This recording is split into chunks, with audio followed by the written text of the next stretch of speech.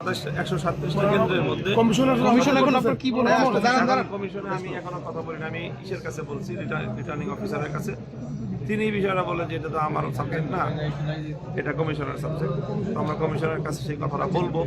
আর তৃতীয় আরেকটা কারণ হলো যে ওখানে একটা কেন্দ্রের একাধিক কেন্দ্রের এই হয়েছে যে ফলাফল দিতে অনেক দেরি করেছে, বিলম্ব করে আমাদের আশঙ্কা যে সেই সময়টায় তারা কোনো ইঞ্জিনিয়ারিং করার চেষ্টা করেছে, যার এবং তাদেরকে প্রতিপক্ষ তারা ওখানে মানুষজন নিয়ে গিয়ে চাপ প্রয়োগ করেছে, মানে একেবারে এই ভোট কেন্দ্র ঘেরাও করেছে।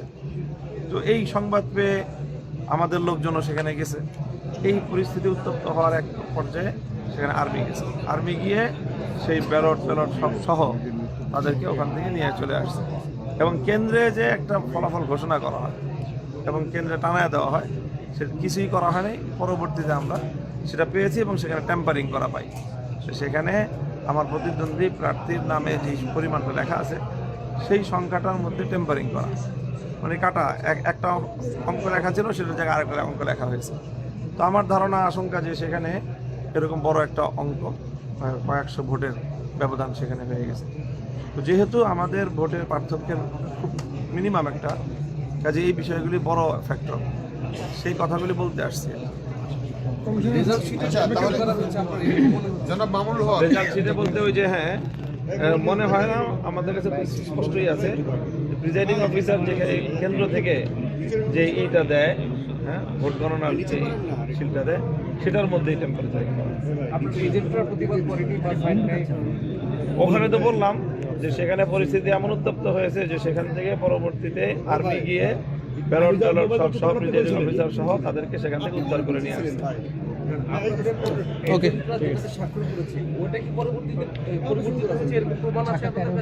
সেই কাগজটার মধ্যেই টেম্পারিং করা কাটা। এখন আমি আমার অফিস ইয়ের থেকে স্বাক্ষর নেওয়ার পরে যে সে করে নেই, আমি কিভাবে বলবো?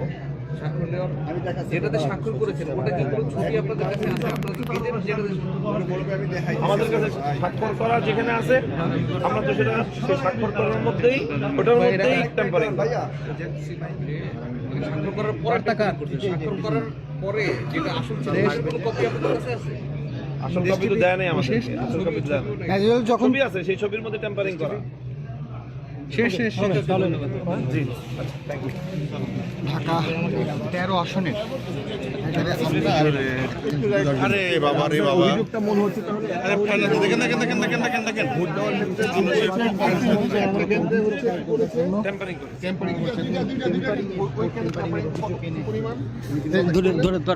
সেখানে হিসাবের মধ্যে 5-7 ভোটের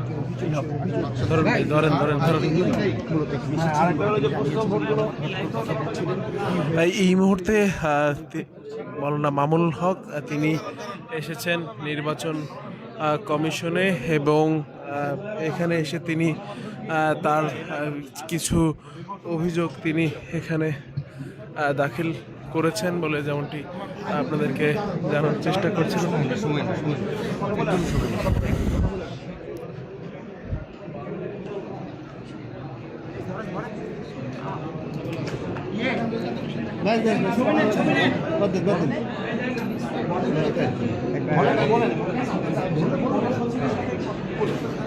আসেন দেওয়ান সাহেব আসেন।